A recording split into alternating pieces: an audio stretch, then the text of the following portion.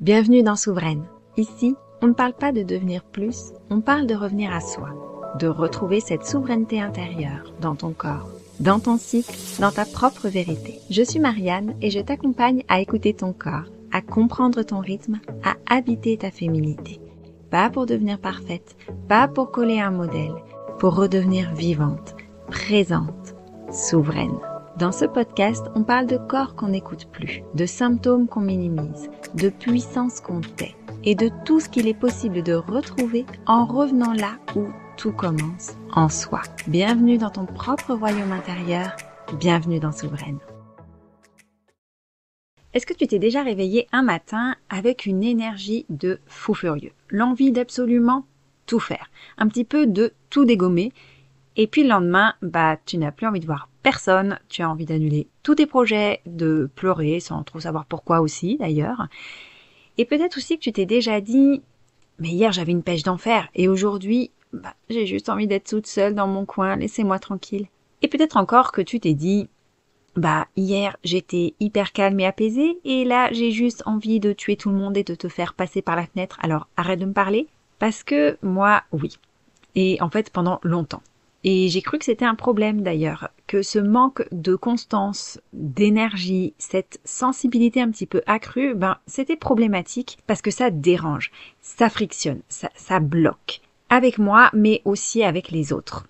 Notamment mon conjoint et parfois ma patience avec les enfants, clairement, c'était pas la même. Et vraiment pour moi, c'était un problème. Alors, dans ces exemples que je t'ai donnés, j'y vais un petit peu fort, et si c'est à ce point, c'est qu'il y a sûrement des petites choses à ajuster. Et oui, je t'avoue que j'en avais pas mal à ajuster moi-même. Mais ce que je veux dire, c'est que, en réalité, tu es changeante et que non, vraiment, ça n'est absolument pas un problème. Je discute très souvent avec une amie qui m'est extrêmement précieuse, c'est ma sœur de cœur. D'ailleurs, ma douce, si tu passes par ici, je te fais plein de bisous. Et revient régulièrement sur le tapis cette phrase, en tout cas cette intention. Il faudrait que je fasse telle ou telle chose. Mais j'ai aucune motivation. C'est pas top, mais bon, faut quand même apprendre à être tolérante avec soi-même. Alors parfois ça va concerner l'alimentation, ce qu'on mange, parfois ça va être nos pratiques sportives, parfois le ménage et clairement les lessives en retard. Mais l'idée centrale, c'est toujours pourquoi est-ce que c'est si difficile d'être tolérante avec soi-même quand on change. Ici, je veux te montrer que ce changement, ce flou, ce manque de stabilité que tu peux ressentir tout au long de ton mois, tout au long de ton cycle, ce n'est pas une anomalie. C'est un rythme naturel de ton corps et de ton corps de femme. Et apprendre un petit peu à danser avec ce rythme, ça peut complètement transformer ta vie. Et surtout, je veux te dire que tant que tu n'écouteras pas ce rythme, mais surtout que tu ne t'écouteras pas toi, ça sera difficile et parfois de plus en plus difficile. Alors pourquoi est-ce que ça peut paraître si compliqué d'accepter notre propre inconstance ? Quitte à enfoncer un petit peu une porte ouverte, je vais te dire qu'on vit dans une société qui est patriarcale. Elle est construite autour d'un modèle masculin, pensé pour un corps qui est plus linéaire, pour une performance qui est constante. C'est stable, c'est linéaire, c'est prévisible. C'est aussi une société où l'on valorise l'endurance, la régularité, un petit peu cette maîtrise de soi, l'agenda qui est figé à la semaine, qui est booké, on s'y tient, on le suit et c'est comme ça, il faut que ça rentre dans ces cases. C'est aussi une société où tout ce qui sort un petit peu de ce moule, c'est vu comme instable. C'est aussi vu comme quelque chose qui n'est pas fiable. C'est aussi un petit peu dérangeant, soyons honnêtes. Alors que quand tu es une femme, on se sent traversée par différents élans, par des vagues d'émotions. Il y a des jours où tu as envie de tout et d'autres où tu n'as envie de rien. Et surtout, fous-moi la paix à ce moment-là, s'il te plaît. Et souvent, on se sent un petit peu à côté. On se sent pas connecté à ce monde puisque on n'y trouve pas vraiment notre place. Et quand je dis à côté, c'est parfois une sensation où on est même vraiment complètement à côté de la plaque. Et puis, tu finis par culpabiliser parce que tu n'y arrives pas. Tu ne te tiens pas à ce fameux agenda. Tu as la panière de lessive qui dégueule. Tu n'as pas répondu à ce mail important. Tu n'as pas pris le rendez-vous chez le dentiste pour le petit dernier. Tu n'as pas payé la cantine. Et tu sais quoi? Je parie que tu as aussi oublié de réserver ton cours de yoga. Tout ça pour dire que, en réalité, c'est un petit peu comme si le système avait oublié de s'adapter à une partie de la population et notamment à nos saisons intérieures, à notre cycle menstruel. Ou je vais plutôt le reformuler correctement, c'est qu'on les a volontairement ignorés. Donc ça remonte à un passé très ancien, la montée de la religion chrétienne, la chasse aux sorcières, etc. Mais c'est quelque chose qui est encore très marqué à notre époque moderne. Alors, on te dit qu'il faut être productive tout le temps, qu'il faut être constante, cohérente, régulière, même quand ton corps te dit stop, même quand tes hormones crient au repli, même quand on est littéralement en train de perdre du sang. Et encore une fois, on voit que dans notre société moderne, c'est toujours pas acquis tout ça puisque le congé menstruel a été refusé alors que ça aurait pu vraiment soulager certaines d'entre nous. Alors tu te dis peut-être que tu es trop. Et rassure-toi, je me le suis dit tellement souvent si tu savais. Trop changeante, trop sensible, trop rigide, trop exigeante. Et parfois c'était l'inverse. Je n'étais pas assez disciplinée, pas assez concentrée, pas assez motivée, pas assez féminine, pas assez de libido. Et tu vois, je pourrais continuer les listes comme ça pendant un petit moment. Mais ce que personne ne nous dit assez, c'est que cette inconstance, eh bien, ce n'est absolument pas une erreur et ce n'est pas un problème. C'est vraiment un rythme. C'est même une sagesse. C'est une vérité qui est corporelle et hormonale et que nous vivons toutes en tant que femmes, même si parfois la pilule contraceptive vient masquer un petit peu tout ça, mais ça, c'est un autre sujet. Mais c'est en allant contre cette nature que l'on finit par se perdre. Et parfois, on est tellement perdu dans un tel brouillard qu'il est difficile de revenir en arrière, on ne sait plus comment revenir à soi. Et vraiment, je tiens à te le redire, nous, femmes de ce monde, nous ne sommes pas linéaires, nous sommes cycliques. Et je vais même te dire que nous sommes hormonales, n'en déplaise à certains et à certaines. Et donc forcément, on est mouvante, on est changeante. Et cette variabilité, au lieu d'être accueillie, eh bien, elle est souvent jugée, que ce soit par les autres, mais surtout par nous-mêmes. Et on est d'ailleurs notre pire juge, on est notre moins bonne amie, surtout quand on a ces changements et qu'on ne sait pas les accueillir. Enfin, j'ai envie de te dire qu'on nous a appris à nous en méfier, à croire qu'en fait c'était une instabilité, qu'on était imprévisible, même voire hystérique. Et à force de l'entendre, eh ben on a fini par le croire. Et on culpabilise d'autant plus, on se juge d'autant plus. Voilà, c'est un petit peu un cercle vicieux. Maintenant qu'on a fait un petit peu ce topo, on va voir un petit peu comment est-ce qu'on peut se reconnecter avec cette nature. Parce que pour ça, tu as un outil qui est incroyable, c'est ton cycle menstruel. Et là, tu vas peut-être vu venir à des kilomètres. Hey, c'est la Marianne du montage et je t'ajoute un petit quelque chose concernant ce que je te disais à l'instant. Ne pars pas tout de suite, même si je te parle de ton cycle menstruel et que tu te dis peut-être, mais elle ne parle que de ça. Ici, je te parle de ce cycle car c'est vraiment un super outil et relativement facile à suivre en plus, mais surtout parce qu'il est complètement naturel et qu'il fait complètement partie de ce que tu es en tant que femme. Donc, si tu arrives à saisir, à comprendre, puis à intégrer que tu peux avoir ces moments de up et ces moments de down, du fait de ton cycle menstruel, ce qui est tout à fait naturel, encore une fois, et ce qui est dû à tes hormones, eh ben, tu apprendras que tu peux aussi plus facilement accepter ces mouvements, ces up and down qui sont dus à ta vie quotidienne. Ceci étant dit, je te propose de revenir à notre cycle menstruel. Mais ce cycle menstruel, c'est un reflet de ta nature profonde et changeante. Il va te montrer que ton énergie, ton humeur, ta libido, tout ce qui est aussi capacité de concentration, ça change. Et spoiler, encore une fois, je le répète, c'est normal, c'est naturel, c'est ce que tu es, point. Mais vraiment, point final. Chaque mois, tu peux le voir un petit peu comme ça. Ton corps, il va te proposer un voyage intérieur en 4 temps, en 4 tempos. C'est pas juste une histoire de règles, d'ovulation, de phases qui s'enchaînent et qui font un petit peu suer pour être poli. C'est une cartographie complète de ton rapport au monde, mais aussi aux autres et surtout à toi-même. Je te propose de faire un petit topo pour te souvenir de ton fonctionnement et de bien mettre en lumière tes différents besoins en reparlant des 4 phases du cycle menstruel. Donc, on commence avec la première, puisque je le rappelle, ton cycle menstruel, il commence avec tes règles. Donc, on est en phase menstruelle, c'est l'hiver de ton cycle. Tu peux te sentir vide.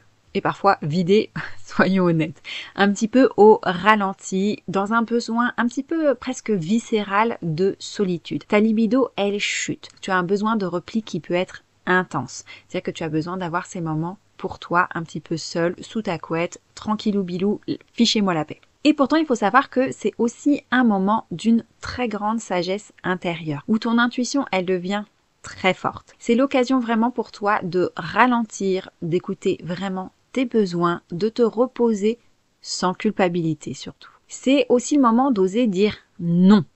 de reposer tes limites. À ce moment-là, tu as vraiment ton esprit critique qui est affiné. Et si tu forces trop, encore une fois, si tu luttes contre ce besoin de pause, de repli, etc., alors c'est souvent le corps qui va se mettre à crier. Tu vas être encore plus fatigué, souvent encore plus sensible, voire complètement hypersensible, à pleurer devant la moindre pub Nutella qui va passer devant la télé, et tu vas aussi avoir beaucoup plus de douleur au niveau de tes règles.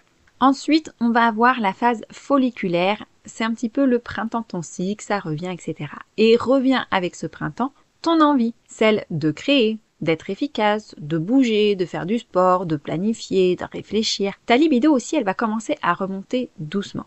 Ton humeur, clairement, ça va commencer à s'éclairer, un petit peu comme le temps au printemps, tu as les petits nuages qui commencent gentiment à se disperser. Et c'est souvent une période beaucoup plus légère et ça va l'être de plus en plus au fur et à mesure que tu avances dans la phase. Tu peux aussi te sentir plus optimiste, plus joueuse. Ça, c'est complètement dû à tes hormones qui vont venir certains neurotransmetteurs du bien-être. Et je reviendrai là-dessus dans un prochain podcast où je t'expliquerai complètement comment tes hormones, elles influent sur ton corps en fonction de la phase de ton cycle. Et donc cette phase folliculaire, c'est aussi le moment des idées. Tu as plein d'idées qui peuvent un petit peu popper dans ton esprit comme ça. C'est un petit peu comme si tu commençais à poser toutes les briques de tes futurs projets. Mais attention, cependant, pendant cette phase, on ne va pas chercher à se cramer d'entrée, même si l'énergie, elle est chouette, elle est belle, elle remonte. C'est une phase qui monte vraiment en puissance progressivement. Donc, inutile de tout faire tout de suite, inutile de disperser toute ton énergie. Il faut vraiment y aller progressivement, être à son écoute et c'est comme ça que tu vas pouvoir vraiment profiter de l'ensemble de cette phase et de tout ce que je viens de te dire sur l'élan, les idées, etc. Et puis après, tu vas avoir ton ovulation, c'est l'été de ton cycle. Là, ton ouverture, elle est à son maximum. Tu peux avoir envie de séduire, de te connecter aux autres, de rassembler aussi. C'est une phase où ta libido, elle peut être très haute. Là encore, tu as un pic hormonal qui va venir un petit peu booster tout ça et où tu peux te sentir complètement magnétique. Tu vois, tu vas vibrer un petit peu cette énergie féminine. Et tu peux aussi avoir l'envie d'aimer et d'être aimé. Il faut aussi savoir que chez certaines femmes, il peut y avoir 2-3 jours où il y a une vraie baisse d'estime d'elle-même. J'en ai fait partie, donc je sais exactement de quoi je parle. C'est quelque chose de très ancestral et ça, on y reviendra, je te dis, dans l'épisode où je te parlerai de tout ça parce qu'il y a vraiment à dire et c'est très intéressant de voir comment notre corps évolue avec ses hormones et à quel point il fonctionne de manière ancestrale. Donc c'est quelque chose de très ancien où tu as besoin de séduire. Grosso modo, notre corps il est fait pour faire des bébés, donc il faut aller chercher le bon mâle pour aller faire le meilleur bébé possible. Et en fait, c'est une manière de te mettre dans cette énergie parce que si tu as un petit peu moins d'estime de toi, tu vas avoir envie de te faire plus belle pour aller trouver le bon mâle. Donc c'est très désagréable, c'est quelque chose qui peut vraiment impacter ton mental, mais rassure-toi, ça va durer 2-3 jours et après, ça va passer. Quoi qu'il en soit, c'est aussi une phase où, dans cette ouverture, on peut facilement se perdre et s'oublier. Tu peux vouloir plaire à tout prix, te surcharger, aller trop dans la communication en oubliant un petit peu tes propres besoins. Donc, prends garde à ne pas tout donner aux autres et à t'oublier en route. C'est un petit peu ce que je veux te dire là. Enfin, tu vas arriver en phase lutéale et là, c'est l'automne qui s'installe. Tu peux ressentir une hypersensibilité aussi bien physique qu'émotionnelle, et voire même une vraie fatigue émotionnelle. Ça peut aussi se manifester par une baisse de ton envie de sociabiliser avec les gens, ou c'est plutôt une forme de transformation de cette sociabilité. Tu peux avoir par exemple davantage envie de te retrouver entre filles, et ça c'est pareil, c'est complètement ancestral. Encore une fois, on y reviendra dans un prochain épisode. Ta libido, elle peut être complètement changeante, parfois complètement absente, parfois hyper intense. Là aussi, en fait, elle se transforme. Tu peux être plus exigeante avec cette notion de plaisir. Et ça pourra transformer parfois un petit peu ton rapport avec ton ou ta partenaire au niveau sexualité. La phase lutéale, c'est une phase qui est hyper lucide. Ce qui t'irritait un petit peu en phase ovulatoire, ça peut complètement devenir insupportable à ce moment-là. Et ce n'est pas que tu exagères, c'est que tu as une façon de voir les choses de façon beaucoup plus claire. Et souvent, en fait, ça va mettre en lumière ce qui doit être ajusté dans ta vie. C'est inconfortable, vraiment, et encore une fois, je parle d'expérience puisque j'ai eu un SPM du feu de Dieu et niveau irritabilité je t'en parle même pas. Donc c'est vraiment inconfortable, ça peut être difficile, mais c'est quelque chose qui est précieux. C'est ce qui va te permettre de venir reposer tes limites. Tu vois, c'est vraiment comme l'automne c'est l'arbre qui se sépare de ses feuilles, qui fait sa détox. Et ben là, ça te permet de faire un petit peu la détox de ce qui n'est plus OK au niveau de ton quotidien, de ce que tu pourrais avoir envie de changer. Donc c'est une phase qui va te demander pas mal d'écoute parce qu'en plus tu es encore entre ces deux rythmes, celui rapide et un petit peu vivifiant de l'été et un rythme qui est beaucoup plus calme et un petit peu plus lié à l'obscurité de l'automne puis après de l'hiver. Alors tu l'as compris, ton cycle c'est vraiment un langage et comme toute langue étrangère que tu as envie d'apprendre, plus tu pratiques, plus tu vas bien parler. Et surtout, dans le cadre du cycle menstruel, tu pourras plus facilement faire la paix avec ton rythme naturel et au final soulager tous les symptômes que tu peux avoir. Même si ce sont de toutes petites choses qui ne vont pas forcément aller bloquer ton quotidien, t'obliger à complètement adapter justement cet agenda, etc. Mais parfois, c'est des petites choses qui vont venir te fatiguer, tu vas moins bien dormir, tu vas avoir un petit peu les seins tendus, etc. Et ça peut faire une vraie différence. Tu peux retenir que tu es une multitude de femmes en une. Et ça, vraiment, c'est ton super pouvoir. Alors, quand tu comprends comment tu fonctionnes, tu peux commencer à changer ta posture. Tu ne vas plus subir ton cycle, tu vas l'habiter. Tu vas plus culpabiliser de ton besoin de repli. En fait, tu vas l'honorer. Tu ne luttes plus contre ton énergie, tu la canalises. En fait, tu arrêtes de lutter contre toi-même, contre ce que tu es. Tu réalises alors que tout ne va pas se jouer dans cet effort constant, dans le no pain, no gain, mais dans cette notion d'ajustement, dans une écoute un petit peu plus fine, dans l'art d'être au bon endroit, au bon moment, avec la bonne énergie. En réalité, tu vas transformer le message de ce fameux no pain, no gain, parce que oui, prendre soin de toi et de ta santé, ça va te demander un effort au début, parce que tu vas complètement modifier tes propres codes. C'est vraiment inconfortable et ça peut être même très difficile au début, surtout quand tu as pas mal de symptômes ou que tu as autour de toi des personnes qui sont habituées à ce que tu donnes tout. Et oui, j'en connais pas mal qui sont comme ça, mais l'effort en vaut vraiment la peine parce que tu peux changer ton rapport à toi-même, à ta santé, à ta féminité, à ton énergie. Et là encore, je peux continuer la liste assez longtemps. En réalité, quand tu sais que ta phase folliculaire, par exemple, c'est ton moment d'élan, tu peux y caler tes projets, tes rendez-vous importants, les idées à poser. Mais en revanche, quand tu es dans ta phase prémenstruelle, tu es plus lucide, presque un petit peu tranchante. Tu peux utiliser ce super pouvoir pour faire le point, dire non, poser tes limites. Ou alors, quand tu sens que ton hiver, il arrive dans ton corps, alors tu peux préparer ton petit cocon. Et c'est ça aussi ta puissance, connaître tes rythmes, tes saisons, et s'y adapter au lieu de vouloir absolument s'y opposer. Surtout au lieu de s'y opposer. Et tout ça, c'est ce que je t'explique dans mon programme Cycle en harmonie, pour apprendre à te connaître, pour mieux te respecter, pour ne plus vivre en guerre contre toi-même, pour créer une vie qui va être alignée avec cette énergie et absolument pas contre elle. Alors avant de finir ce podcast, j'avais envie de te proposer un petit exercice tout simple à faire pendant, disons, une semaine chaque soir. Tu vas prendre ta météo intérieure.